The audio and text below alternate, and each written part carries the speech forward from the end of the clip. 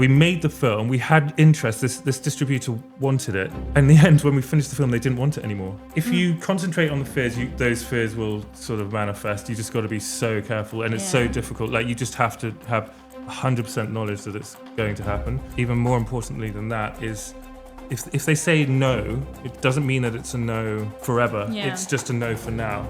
Because when we got Terror Films, they said no initially. They're like, no, we can't be bothered. Oh yeah, so we added a murder in. We went back to the film and we added one more stabbing. Welcome to Kasa Connect. Together we're exploring the journeys of entrepreneurs, creatives and change makers shaping the future. Today's guest knew he was born for the film industry, so he decided to go into a finance career, make a lot of money, and now he is producing, directing, and screenwriting. I'm so excited to present to you Jamie on today's episode of Kasa Connect. So what is it about film that you've always enjoyed, and why were you drawn to it from a young age? Yeah, I guess it's a process of being part of a story, so you're kind of in that story. Visually and like emotionally, so I guess it's telling stories basically is why I'm involved in film. Other than that, it's quite difficult to explain. It's just something, I'm built for this basically. A calling, and a calling. I was watching Lewis Hamilton talking about Formula One. He's just like, are you allowed to swear on this? You I'm built for this shit. So that's what. So I guess I'm in like a flow state when I'm making films. So that's what I'm supposed to be doing. But yeah, it's visually telling stories. And just telling narrative basically on that medium. Yeah. They really say it's like a double-edged sword to have that feeling of a calling. Because on one hand, you know what your purpose is and what your passion is and what you have to do. But on the other hand, you're actually giving up a lot to go for it. So it is kind of like, difficult. I'd have such a comfortable life if I wasn't doing film right now. I'd be...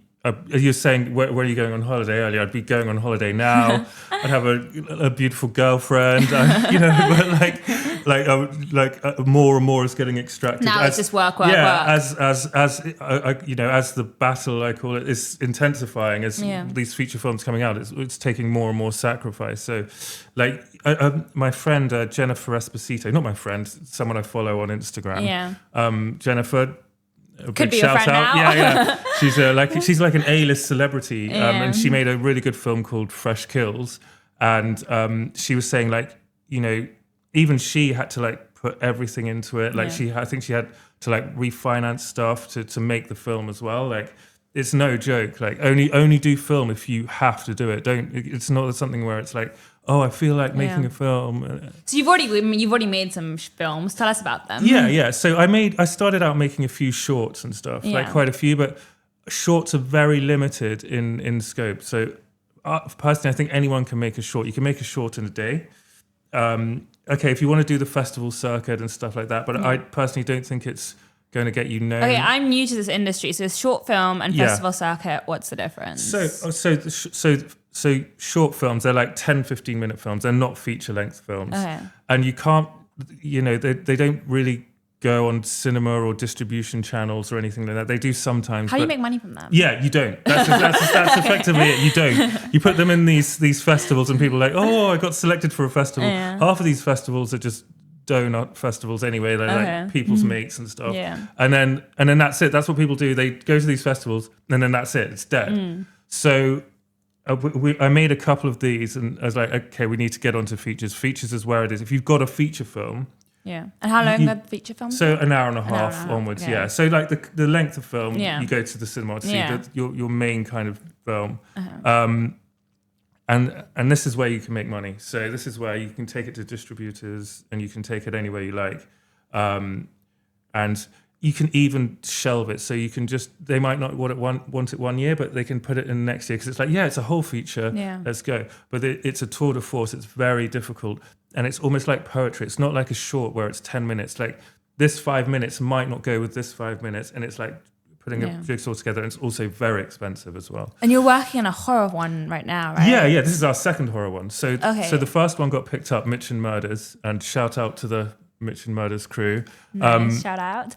Where can we watch that? You can watch that on Amazon Prime, Tubi, Foursome as well, and something else I can't remember. But yeah, so that's done pretty well for the first ever feature film. We didn't think it was going to get picked up. So also, sorry, loads of shout out to Terra Films for picking that film up. And so because we made the film, we had interest. This distributor wanted it, so we kept going and going and going. But in the end, when we finished the film, they didn't want it anymore. So we were like, oh, what? Okay. They're like, it's not gory enough. There's not enough, so horror stabbings. Yeah. So I was like, okay, I need to make something with more stabbings. So I started writing this new film that we're making now called Isabelle. And I've put like loads of stabbings in it. And wait, you also write your movies? Yeah, so you write, you produce, Yeah. Tell me everything you do for the film and how. Walk me through the whole process. Yeah, so I literally say I'm doing a film. I get up, I write the script, or I'll do like 5 pages a day, write the whole thing, redraft it, get someone to check it, then get someone to put it into the right format. Then I start casting it, and now I know things. I'll start already approaching executive producers and sales agents and stuff, and then I just start filming it. So very simple. Yeah, you just let it go for it. You just go for it. Yeah, so that's effectively what I do. But I have to cast it and produce it. Why horror? Yeah, so I'm not 100% sure why. Do you have like a crazy imagination? Yeah, that's exactly what it is. Yeah. Do you get sleep at night? I don't know. Yeah, it's weird. I started with these horror shorts, I quite like going into dark places with films, I guess. So I started doing horror shorts, and then I was like, we're going to have to progress this into features. I think the good thing with genre, with horror, is that it's always commercial. Like someone will probably pick it up, someone will probably watch it. So it's a really good place to start. Yeah. You can get your narrative sorted out, and you can really start to, and then you can move on to other stuff. Okay. People say like, oh, you shouldn't start in horror because you're going to have to be stuck in horror. I don't believe that at all. I don't believe that with anything. So it's like the kind of easy, it's not easy, but it's like the easiest place to start. I wouldn't say it's the easiest place. I'd say like a rom-com or something where you don't have to have effects or any easiest place to start. I think it's the easiest place to start if you want to actually make money and if you want it to get picked up. Makes sense. But other than that, it's actually quite difficult because you've got to have all these effects and everything as well. I want to know like your favorite kind of actors, who your dream wishes to work with. Oh, so many. God, I wouldn't even know where to start. Maybe like I know Samara Weaving is doing really well in horror stuff. She's got this kind of like comic horror vibe. I wouldn't. You have a lot. You have a long list. Yeah, there's so many. Makes sense. Okay, so tell us about Isabelle, the new one. What's the plot? Yeah, so basically, it is a witch that was like burnt at the stake during the time of the Black Death. It's a witch, but it was a demon before when you were writing it. Yeah. Because you were telling me this. It was a demon. Why did you swap from demon to witch? Yeah, so I was writing the script, and you've probably heard from like The Exorcist and stuff like that, where I think a priest warned the makers of The Exorcist, you shouldn't like reveal what Satan or the devil or whatever you believe does or is doing, because he's going to come and try and stop it or whatever. But I guess that's a bit. I'm digressing a bit. But I was writing. I was just writing in my bedroom. And I had quite a large flat in Chelsea. But for some reason, like the bedrooms, none of them had light. The bedroom didn't have any lights on the top. Really weird. Like the sitting room didn't either. It's just the way dark. It's just the way. So you have to have like these lamps and stuff. Yeah. So when I'm in the bedroom, there's basically like a lamp from the bed, and then there's just a lamp going up. And I was writing, and the lamp just stopped working a lot. It's kind of temperamental, and it's just a general vibe in the bedroom when I was writing. Like I wasn't alone, and it was just weird. And so what you were writing was manifesting. The demons were coming. Maybe. I don't know if I opened a portal. Like I've never touched like a Ouija board or anything, but I don't know. But and people might not believe me. And then this one time I walked in and there was like this sulfuric smell, and I was like, "What is this? Is that like this me?" Is a horror movie in itself. And I've been watching these ghost hunting things where they're like sulfuric smells are just that's demonic. Or I was like, "That's it. Cut it. Stop." Got the Bible out.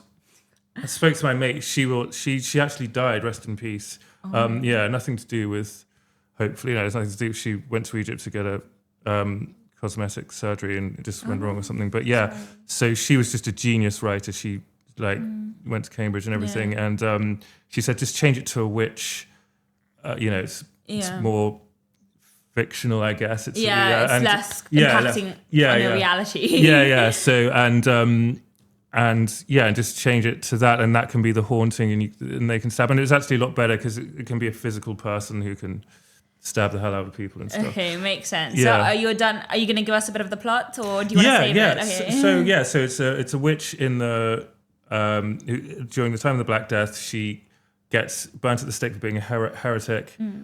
Basically, she was dating the Lord of the Manor's son, courting the daughter of the Manor's son, and the Lord of the Manor found out and knew that she dabbled in witchcraft and stuff like that with her mum. So, and then she stays there.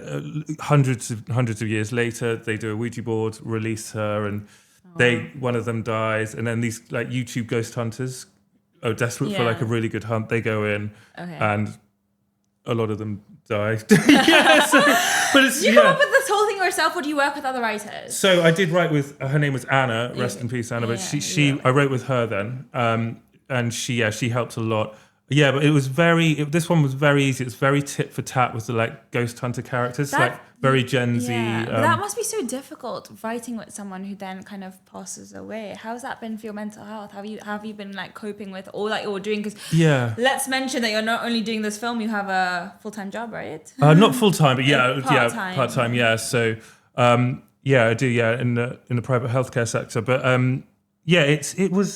It was strange. The script was already written, and she would smash them out. Like she had like, I guess, ADHD or something. She'd have 2 Diet Cokes, 3 Diet, and she smashed the script out in a day. Like, and it's almost genius. Yeah. Like we sent one to the BBC. Good feedback. Yeah, good feedback. They can't fit it in right now, but it wasn't like anything bad. But so it's already written. It was already being filmed, and we were kind of estranged by then. She had some issues, and then I heard on the grapevine that she died, so it's been okay, but it's a real loss in regards to like, I guess tortured genius or whatever. So I'm really sorry for that. No, that's fine, but she was just so way faster than me. Like some people can just do it so quickly. And what stage are you at with the movie right now? So you've already costed it? Yeah, so we're filming, and it's going well. If I can just do a shout out to the cast: Karma Mayer, who plays Goss Girl, Samuel Colt, Fraser Adams, Kathy Soul, Pip, Nicola Cleary, who plays Carmen Casper, and all the crew, everyone, Sarah, and Natasha, Nancy, brilliant. Thank you. Wow, it's really a whole team. We're filming, and we're filming like piece by piece, because obviously I'm funding it all myself. We're filming piece by piece while trying to get investors in, and we're drawing them in at the same time. But we do have a sales agent at the end, so that's really good. So we've got someone who's going to look out for distribution for us. They saw the previous film and they've come on board. So it's slowly but surely. And I'm guessing that you're grateful to your finance career, because now you can really manage the finances, figure out how to work out funding, all of that. Exactly, right? yeah. What are the transferable skills that you feel like you've taken on? I think sales and contacting and confidence has been, you just smash out lists. Yeah. You just try and go in with that BD style, just confidently, and just never give up, basically, in regards to that. And you're used to speaking to CEOs and things like that. So it's been very transferable in regards to business development and stuff like that. And then obviously just funds-wise, it's just helped me a lot as well. And we'll just keep going and going. I think the next one, we're also, because I don't want to do this like this ever again. Like, I'm not going to do it piece by piece. I'm going to make sure everything's in place next time. Okay. But we are going to do like another film on an iPhone, like a series. Okay, wow, that's interesting. Yeah, so that's going to be... What motivates you to keep going? I don't really need motivation to do films. Like, I can just sit, if I'm writing a script, I'm in flow state. When we were filming yesterday, everyone was just like in their element, basically. It was just bliss. Where were you filming again? Earls Court. Okay, nice. So, so it was... So I don't really need motivation to do that, but I do need motivation to approach people, constantly approaching like executives, like, and going to festivals and stuff like that.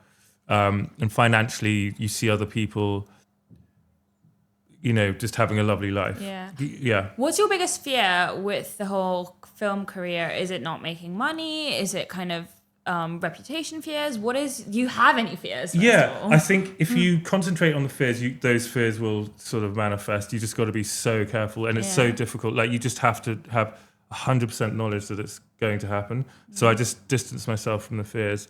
I guess sometimes I'm tested when my mates can just do what they want. They're going on holidays and there's just, there's an easier life out there, but fought by far. So and I guess if I was to pinpoint a fear, it would be not making money, but I do think that'll happen as well. So yeah, it's just about managing your thoughts as well. Like that's half of it, because it is very, very difficult. It's probably one of the most difficult things to do. Yeah. Entrepreneurialism is difficult anyway, but if you've got like it's a lot. I don't know. It's a lot easier if you've got like a physical product like this, buying them in bulk. Yeah.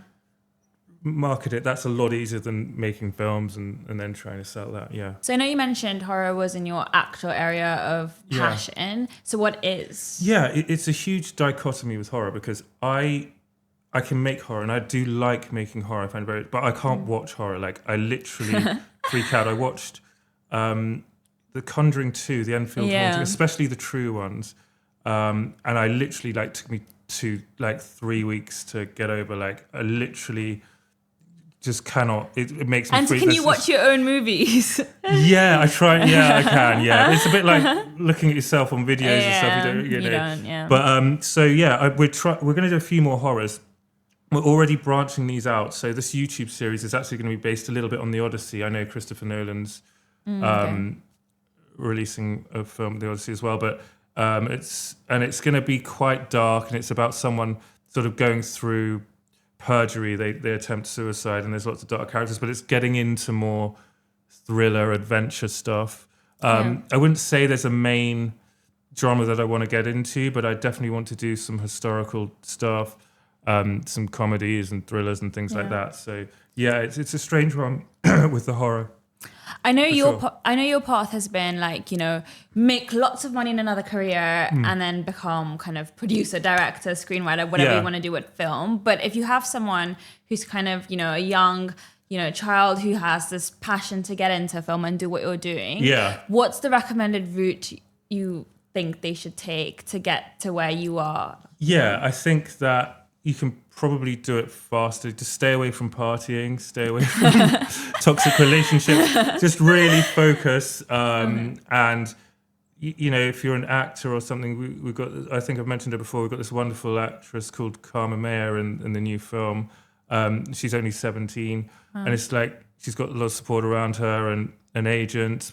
Maybe, get some training and then just stick to it. Just focus and don't let things distract you. Is there anything you wish you did differently? Yeah, there's a lot. Partying. Okay, so that's why you say it. You say it from experience. Yeah, that's a big one. And some destructive relationships as well. There's just people who aren't. Yeah, people who don't understand. Well, you live and you learn, and everything happens for a reason. I guess it shaped you to who you are today. Yeah. So. I think. Well, let's go on to our rapid fire. We've prepared some interesting questions to ask you. So, what is the biggest film turnoff for you? Oh, God, that's the biggest film turnoff at the moment, just when it's just so contrived. They're just trying to put too many things in at once. Do you have an example? A lot of Netflix films at the moment. Yeah, like loads. An art film you pretend to like, but secretly don't get. Well, my brother keeps going on about Sideways, the film. I've not seen it. Yeah, it's about wine tasting. It's like a noughties indie film. But yeah, I couldn't quite get it. But yeah, so yeah. Script or visuals first? Script. The visuals, I don't really... I thought you'd say that. A film you think is overrated? Ooh, I was watching Anora the other day, which was... I loved his... First time, I think he did Red Rocket, but this one I just couldn't get into it at all. The first half was fine. I told my ex-girlfriend, I said, I'm watching it. She said, it's rubbish. It's nonsense. I was like, no, it's not. I'm watching it. It's good. She's like, you won't get through it. I said, I will get through it. I'm really enjoying it. Then halfway through, I was like, okay, yeah, I'm turning it off. I can't comment. I've not seen it, but I don't think I'm watching it. And Oscars, it won everything. It's like, what the hell was that? Something's going on there. So yeah. Do you prefer watching Netflix or going to the cinema? Cinema, definitely, yeah. I agree. And but I like Disney Plus as well. So. Oh, I love Disney Plus. Have you seen the new Lilo and Stitch movie? I've never seen any Lilo and Stitch. Okay, I've heard mixed reviews. My siblings like it, but my friend told me it wasn't. But I know they make a lot of money, don't they? Yeah. Oh, Does animation make a lot of money? It can do, yeah. It can make heaps if you're Disney. And you ever considered animation? No. Definitely down the line. In fact, I do have an idea for an animation, but I mean, that's a lot of money putting up front. So yeah, but something like that. Yeah, I mean, it takes a long time as well. But yeah, I wouldn't mind doing it down the line. Yeah. And what's your guilty pleasure to watch? Beyond Below Deck, you know, the yachting. I've seen an episode. And reality TV stuff. Sneak that on, but you just get in a rabbit hole and you just watch it. We're watching one called Summer House. I don't know if you've seen it. An American one where every weekend they go to this one summer house and there's just craziness. There's just craziness. Relationships, fights, arguments. Really? I'll have to check it out. Do you watch the Vanderpump Rules? That's another. I have seen it. Love that one. Seen it. So constant drama. Constant. Yeah, it's really good. Well, I was going to say a dream director to work with, but you're the director. Yeah, I am the director. Yeah. I know. I'd work with Spielberg or Denis Villeneuve, people like that. Yeah, for sure. So, is there a graphic novel that you'd love to adapt, and who would you want to cast? Yeah, loads. Primarily, I would say the first one will be Tank Girl. So I don't know if you're familiar with Tank Girl, but you need to watch more. Yeah. So I'm it's not familiar with crazy anarchic 90s girl in the Australian outback. And I've heard, and I would cast, I've heard that she wants to do an adaptation on the Grapevine. So I'd cast Margot Robbie. So Margot, if you're watching, let's Margot Robbie. We all love Margot Robbie. But so definitely Tank Girl. But I'd also do some of the 2000 AD stuff. So I'd love to do like a proper Judge Dredd, Strontium Dog, stuff like that. So yeah. Have you ever been to like any of the big film festivals? I've been to Venice and I went to Berlin this year. I'm going to Fright Fest in August. Got some meetings there. How are they, and how do you kind of navigate networking at these festivals? Because I can imagine it being a bit intimidating. Yeah, well, it's the first time I'm doing it, so it's quite intimidating. But I watch like YouTube tutorials and stuff. You actually watch YouTube tutorials? Yeah. How to do particular festivals. Share some key insights. You have to like make sure your presentations are good. Make sure you go to the right places. Be direct. I didn't even know. So you do presentations at the festivals, like you have. Well, you have to have presentations ready and stuff like that, or business cards, and then you send them the presentations, but they have to be quite succinct and stuff like that. But mainly, you've got to try and get meetings before you go, so you're already, you're not going in cold and stuff like that. So Berlin's been good. We've got some really good traction with some people there, and we're talking to them and got meetings with them now. And Fright Fest as well in August, which is going to be in London. Yeah. Should be really good. I missed Cannes this year. Venice is more of it's just more of a social event. But you can get your partying out. Get the party. Just have a quick party. But I think I definitely need to do more of that. I think someone was also mentioning going to Art Basel as well. Because there's a lot of investors and stuff. So I nearly went this month, but maybe another time.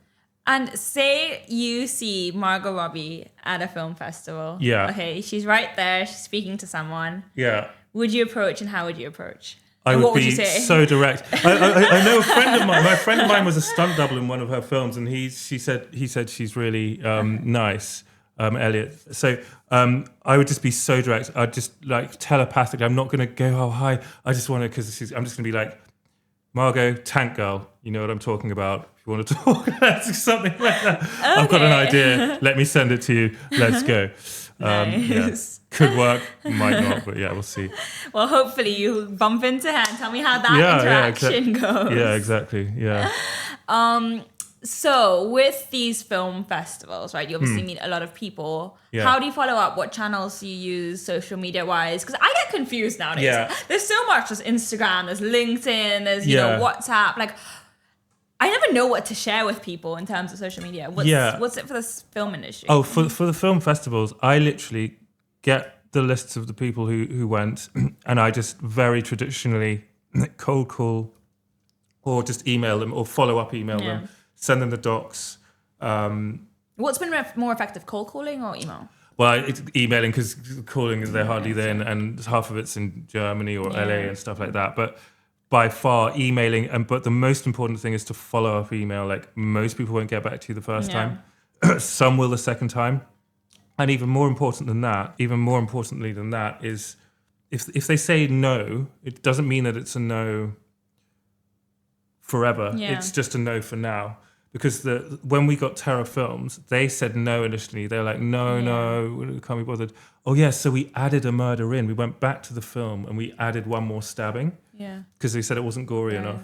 Put it in, resent it. They said, yeah, let's take it. I love which that. is, crazy. Yeah, no, I actually just read about this on LinkedIn where people are like, sometimes people say no now. Yeah. But that doesn't mean that in 6 months the opportunity doesn't come back to you. So just, sit tight, keep following up, Yeah, I think in any business avenue, not just film, it's all about constantly following, and they'll have an opportunity at this. Get the dates when it is, and just be there ready. What's the most risky email you've sent, or like the most courageous thing you've done to get what you want? Oh god. Because at the end of the day, right, it's the risky moves that sometimes really have the most impact. Yeah, I remember a long time ago, because I started a few businesses as well, and. Wow, serial entrepreneur. Let's talk about those later. Yeah. So I started this recruitment business, IT recruitment. Yeah. And I linked in James Caan. He was on Dragon's Den, and he only concentrated in recruitment. So I knew he was the guy. So I did the most direct LinkedIn. I said, James Caan, hi, I've got an IT recruitment company looking for investment. This is what I've built before. That's it. Yeah. That's it. That much. And he said, I'm going to put you in touch with my mates, and then we had a meeting. Wow. Yeah, so it does work. Yeah, 100. Yeah. So that's really good advice to leave our listeners and audience with. Yeah. Just really direct email stuff, and keep following up on everything. And it's not, if it's a no now, it doesn't mean it's a no forever. But don't be pushy. If it's a no, just bear it in mind, and then keep going. That's what I would say. Yeah. Okay, so I think on that, let's wrap up. Nice, great. So obviously what's unique to Kasa Connect is we're filming in a cafe. So what's your go-to drink on a coffee break? So I get weird with caffeine, so I'd probably have a decaffeinated like mocha, or I'd have like a decaffeinated English breakfast with like an orange juice or something like that. Okay, nice. So balancing the vitamin C. Do you do decaf? I do decaf when it's my fourth coffee of the day. Oh, do you? All right. So it's like 3 and then decaf. Oh, okay, no worries. Yeah, so. But no, when I first started drinking coffee, I used to get the shakes. Yeah, so I know people still do, but I've got used to it. I'm running a coffee shop and doing so many coffee tastings, right? I have to. You just get, so your body's got used to it, And another thing unique to this podcast, Kasa Connect, it's all about connection, right? So we want our listeners to be able to connect with you and build that relationship, and for you to kind of connect with them. So what is it that you'd want from them? If you are looking for acting opportunities, producer opportunities, get in touch with Jimmy-O Films. You can get in touch with us on Instagram at Jimmy-O Films. And to say with Kasa as well, they do amazing film events, meeting events. So get in touch. You can use the space as well. So. Yeah, we're planning a networking one soon. Exactly, So I'm excited for that. And the last thing is, you already gave great pieces of advice, but what's a great piece of advice you regret not taking? So not taking is, just taking more risks, contacting people, not procrastinating. Just go for it. It doesn't matter if it's a no or something. Yeah, then you're halfway there. Amazing. Thank you so much. No worries. Hope you enjoyed that conversation.